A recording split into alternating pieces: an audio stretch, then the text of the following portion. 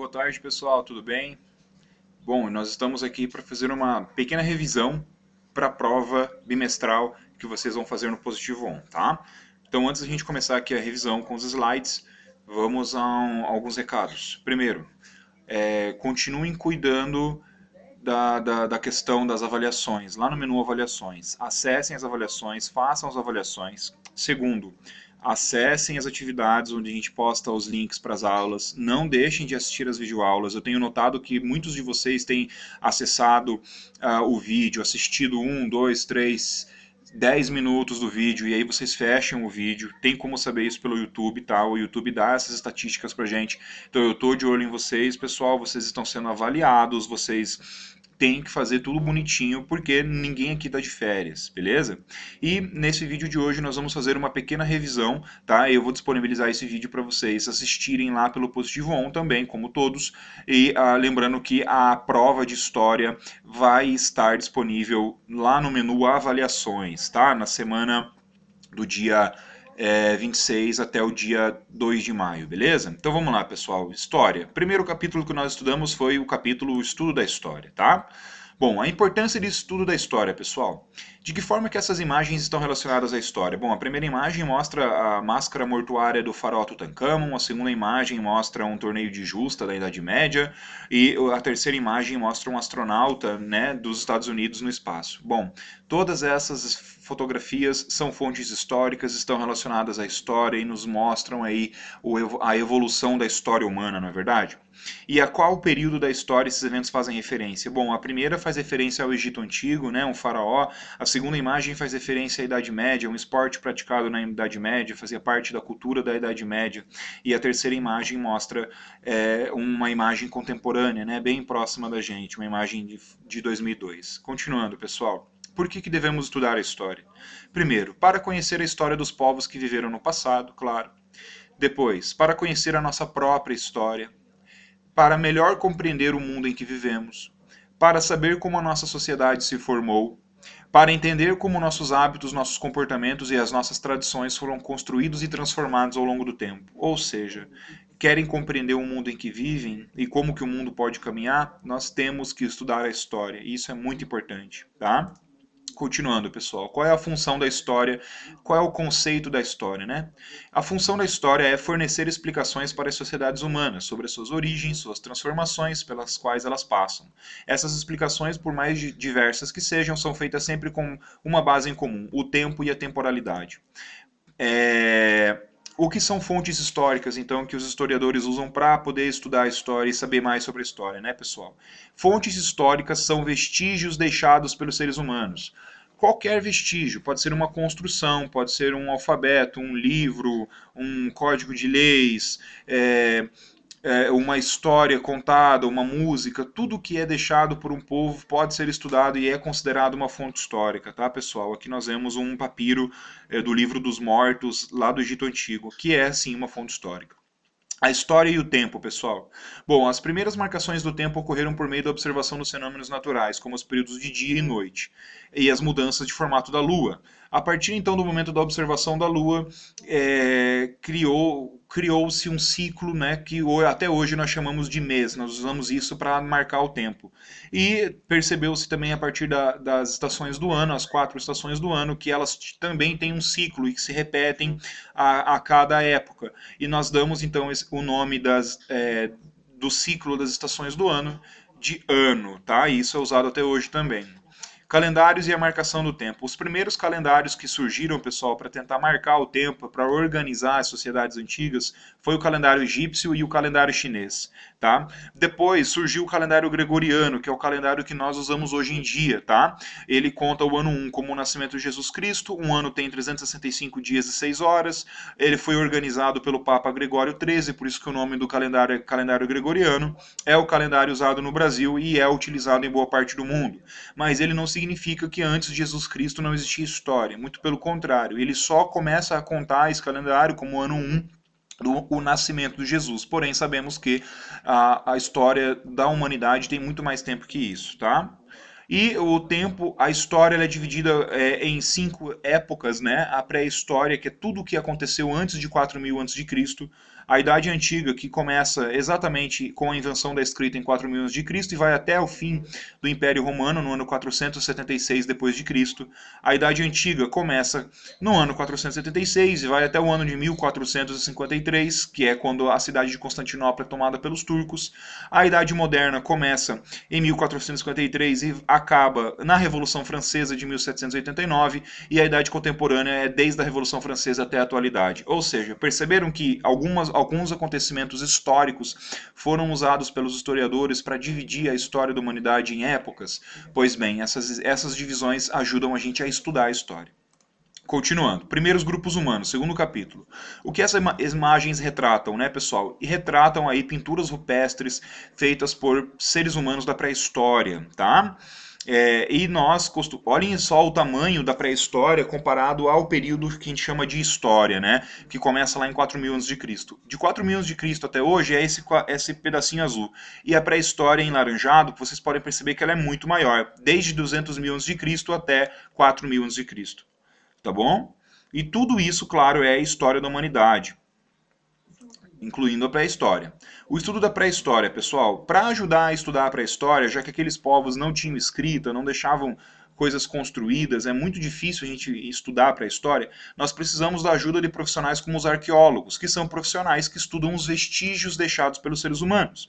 Também existem os paleontólogos, que são profissionais que estudam vestígios de fósseis deixados ou por seres humanos da pré-história ou também por animais. E o que é um sítio arqueológico? O sítio arqueológico é o local onde existem então esses fósseis ou onde existem vestígios que podem ser estudados pelos arqueólogos e paleontólogos.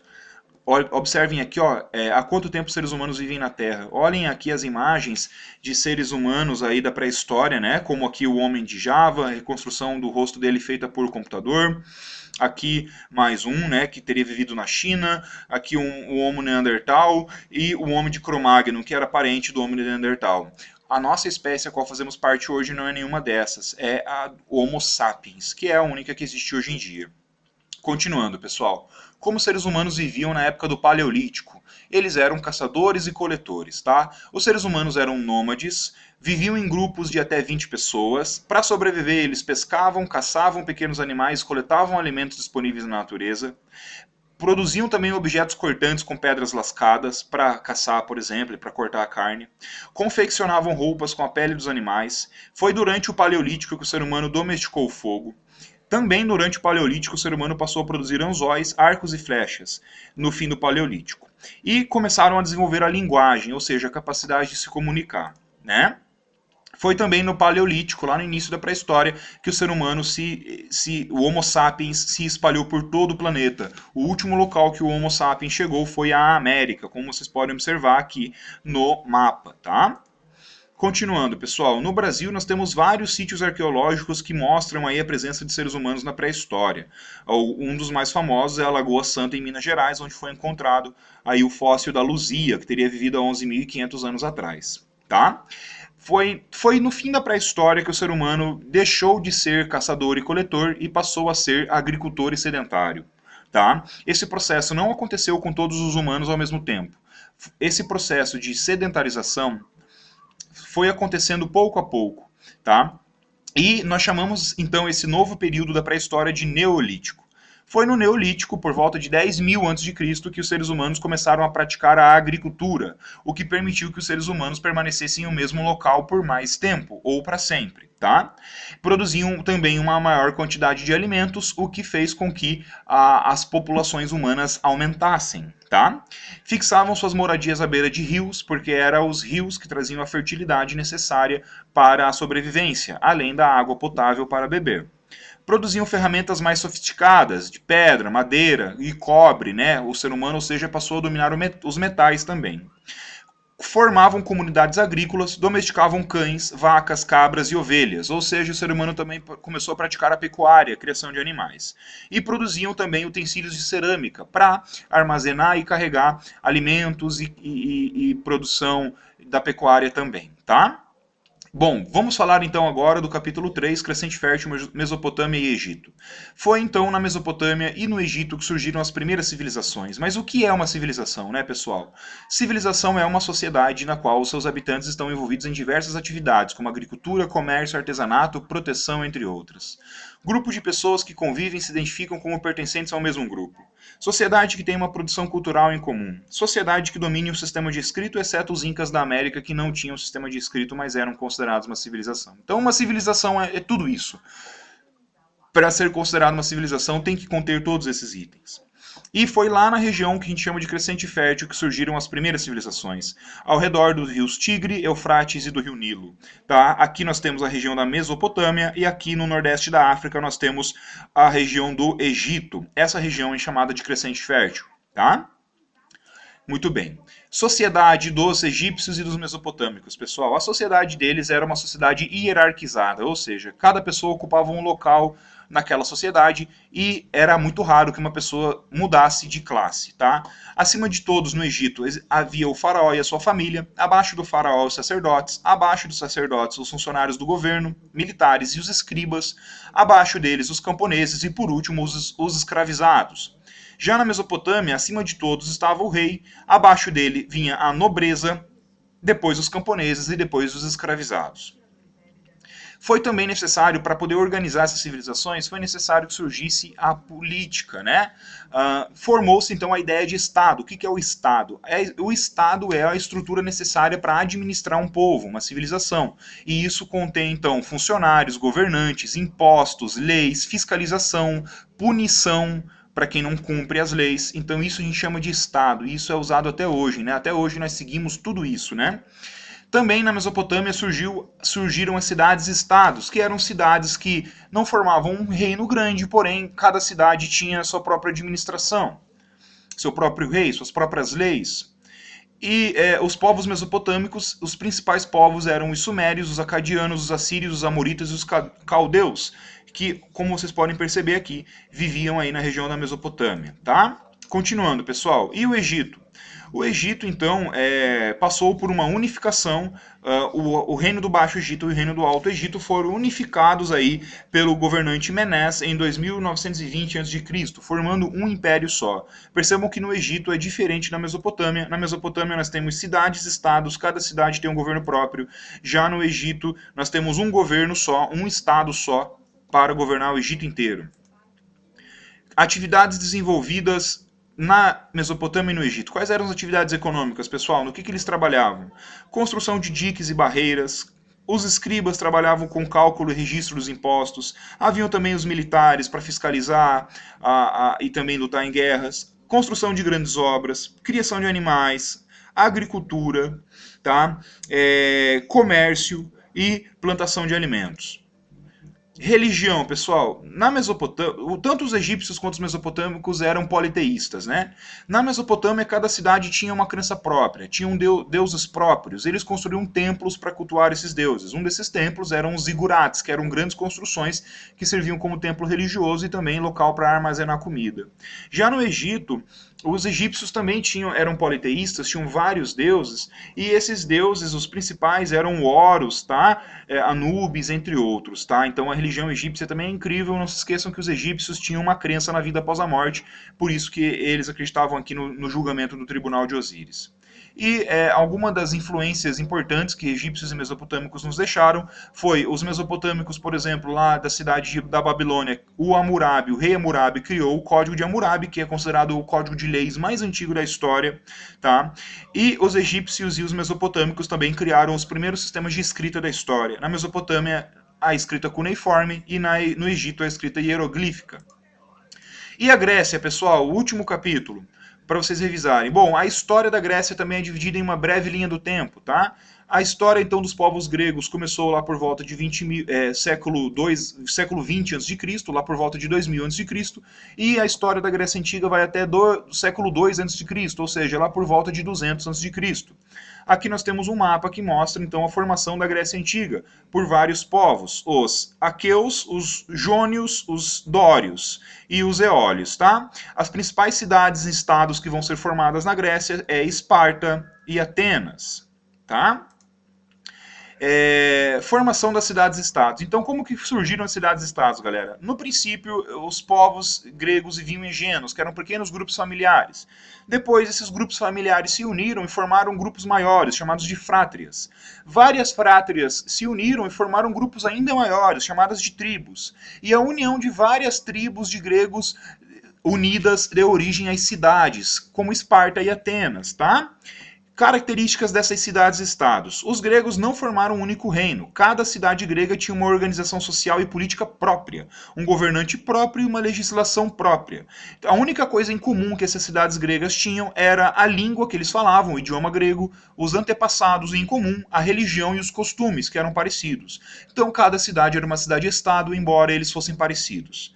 Nós chamamos essas cidades-estados de polis. Então, polis nada mais é do que a cidade-estado grega, que era a cidade e as áreas rurais ao redor. As principais cidades-estados gregas eram Esparta e Atenas, mas nós podemos ver várias outras cidades aqui que são estudadas pelos historiadores.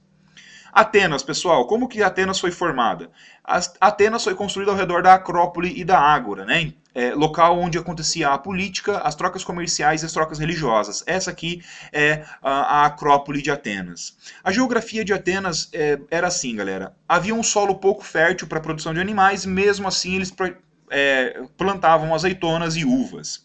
A política de Atenas no início era uma monarquia, depois passou a ser uma aristocracia, depois virou uma tirania e, por último, o mais importante, o sistema de democracia, tá? E a sociedade ateniense era dividida em classes também, era uma sociedade hierarquizada. Acima de todos estavam os eupátridas, que eram os proprietários das terras e considerados descendentes dos fundadores de Atenas. Abaixo deles, os demiurgos, que eram pequenos agricultores, artesãos e comerciantes. E, por último, os metecos, que eram os estrangeiros, né, pessoas vindas de outras cidades. Abaixo de todos ainda haviam os escravizados. Como funcionava a democracia ateniense, pessoal? Então, a democracia ateniense é o seguinte, a participação política para todos os cidadãos. Porém, não se esqueçam que não era todo mundo que participava da democracia ateniense, apenas os eupátridas, tá? Muito bem. Na democracia ateniense, todos os cidadãos tinham o direito de votar e participar das decisões. Olhem que incrível.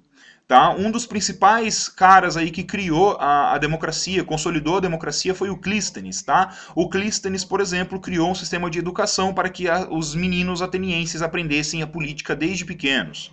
E uma coisa legal também na democracia ateniense era o ostracismo, a ideia de que se algum governante não fosse bom, ele poderia ser retirado do cargo. A gente chama isso de ostracismo, hoje em dia a gente chama de impeachment.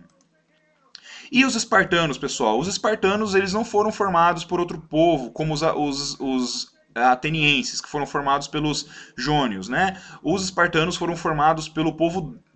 A Esparta foi formada pelos dórios, que era um povo muito guerreiro. A economia de Esparta era também cultivar azeitona e uva, tá? Porém, Esparta se preocupava mais em formar bons soldados. A política de Esparta era uma chamada de diarquia, onde 2 reis governavam com o auxílio de um conselho de anciãos e pelos éforos, que eram prefeitos, tá? Que eram eleitos para o cargo durante um ano. E a sociedade espartana era formada pelos espartanos, o que eram então considerados descendentes dos dórios. Abaixo deles estavam os periecos, que eram os habitantes da periferia da cidade, eram normalmente estrangeiros, e os ilotas, que foram povos dominados pelos espartanos e transformados em servos. Bom, feito isso, galera, então façam a prova lá no menu Avaliações. Boa sorte para todo mundo. Caprichem, galera, se cobrem.